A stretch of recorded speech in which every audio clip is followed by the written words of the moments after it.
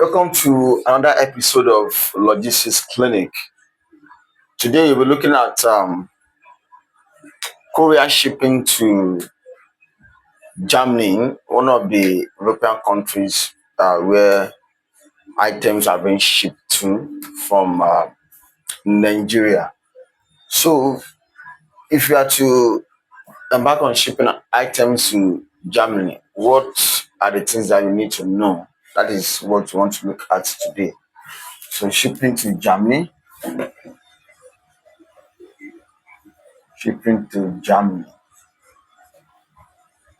Don't forget that Germany is under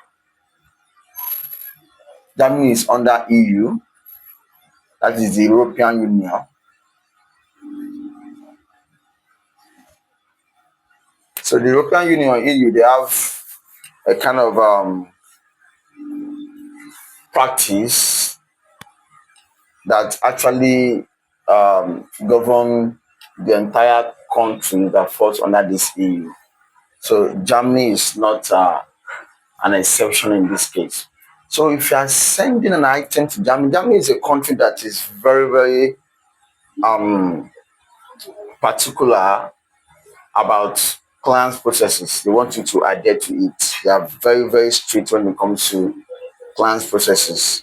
So they accept virtually things that can be shipped into their country, but you just need to know the export documentation, you need to know the processes, the custom processes, and all that is needed for you to follow to ensure that the items got delivered successfully to the consignee or the receiver in Germany.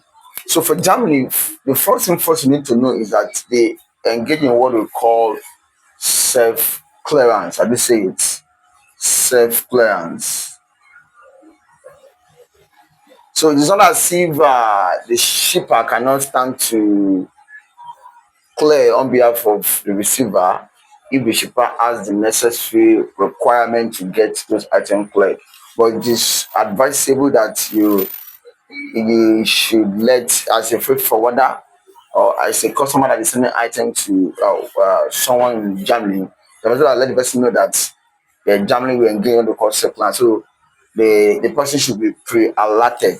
So what are the things that after knowing this, another thing you need to know is that if you are sending an item to Germany, it is important that you attach what we call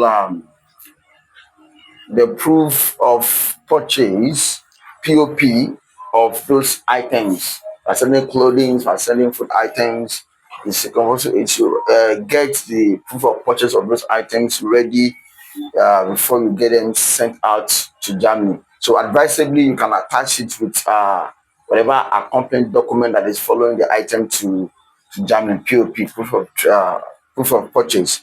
And the things that they ask for POP, proof of purchase, they ask for PayPal confirmation, they ask for bank statement, they ask for order confirmation, and the other receipt that they do ask for, that they can ask for, is what they call sales contract. So if you have any of these documents, they are valid enough to actually accompany that item to Germany and to ease what we call clearance at destination. Another thing you need to take note when you're sending an item to Germany is that the VAT, the VAT of the customer, or the EORI of the customer. And this is mostly needed for those who are bringing in item for commercial purpose.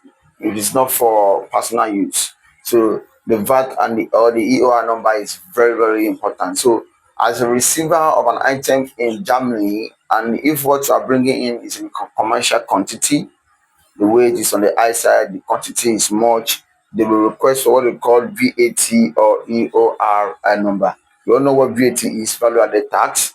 The EOR number is what they call, it's called economic operators registration identity number. I call it again, economic operator registration identity or identification rather, identification number. So this number is very, very important. Say it is used for those who engage in importation, exportation. Is always required, requested for by the custom authorities, and it's not only applicable to Germany alone.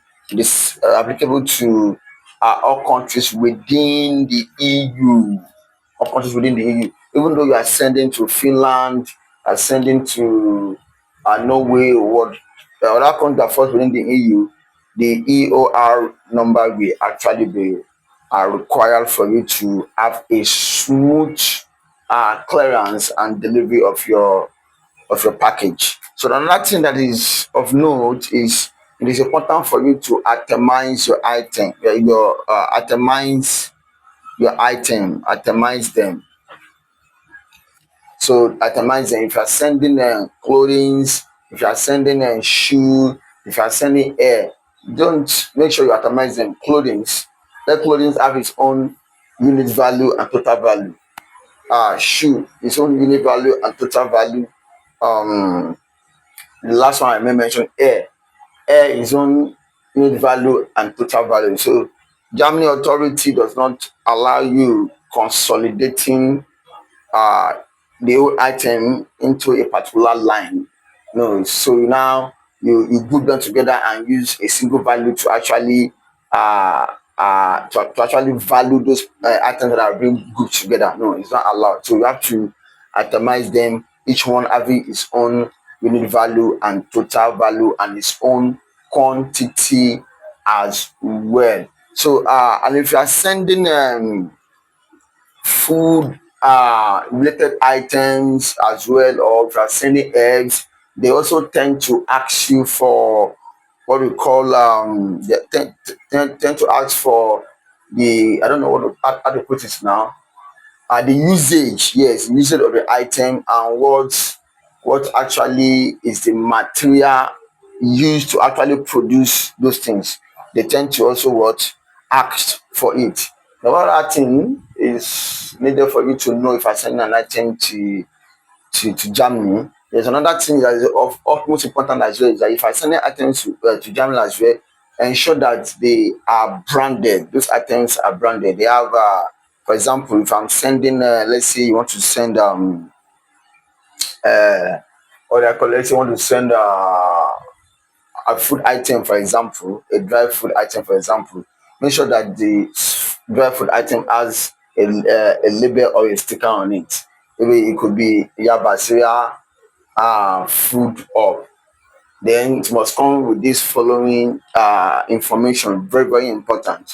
The manufacturer name, the manufacturer address, the manufacturer phone number, and if possible, maybe a NAFDAC registration what number as well. So if you have all these documents and requirements, sending items to Germany will not be an issue. Failure to follow all this, the item will either be destroyed or will return back to the sender.